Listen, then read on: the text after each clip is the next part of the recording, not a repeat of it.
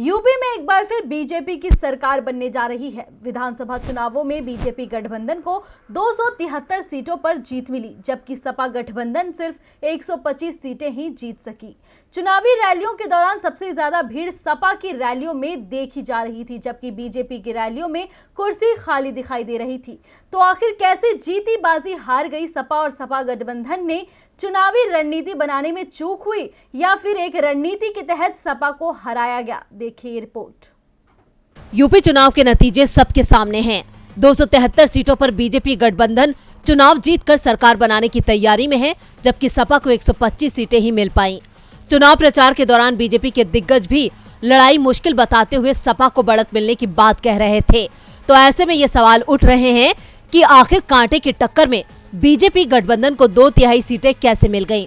और इस बीच एक वीडियो वायरल हो रहा है जिसमें सपा को हराने की साजिश सामने आ गई है। मामला कानपुर की बिल्हौर सीट से समाजवादी पार्टी प्रत्याशी रचना सिंह का है, जिन्होंने अपनी हार को लेकर कई सवाल खड़े किए हैं। उन्होंने मतदान के बाद स्ट्रांग रूम में रखी ईवीएम से छेड़छाड़ का आरोप लगाया है। हालांकि कानपुर के डीएम ने रचना सिंह के आरोपों को निराधार बताया है, लेकिन सोशल मीडिया पर एक वीडियो जमकर वायरल हो रहा है। कानपुर में 20 फरवरी को तीसरे चरण का मतदान हुआ।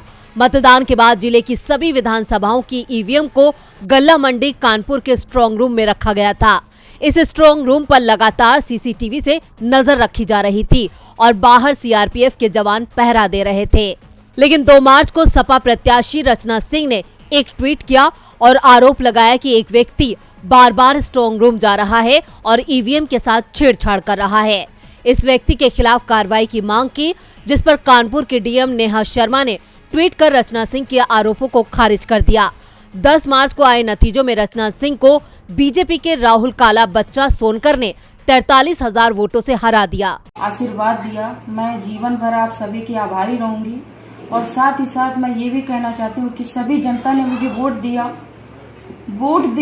और मुझे जिताने की पूरी उम्मीद की, पूरी कोशिश की। लेकिन आपको मैं फिर बता दूं कि मैं चुनाव हारी नहीं हूँ। मुझे आज भी हिम्मत है, मैं चुनाव लड़ूंगी और जीतूंगी। मुझे चुनाव हरवाया गया। रचना सिंह ने एक बार फिर ईवीएम के साथ छेड़छाड़ का दावा किया है। इस मामले में प्रशासन ने भी अपनी सफाई दी है और ईवीएम से छेड़छाड़ की शिकायत झूठी और निराधार बताई है। लेकिन सामने आई वीडियो को देखकर अंदाजा लगाया जा सकता है कि रचना सिंह के आरोपों में सच्चाई है, जिस पर पर्दा डाला जा रहा है। वैसे डीबी लाइव इस वीडियो की पुष्टि नहीं करता है। डीबी लाइव की रिपोर्ट।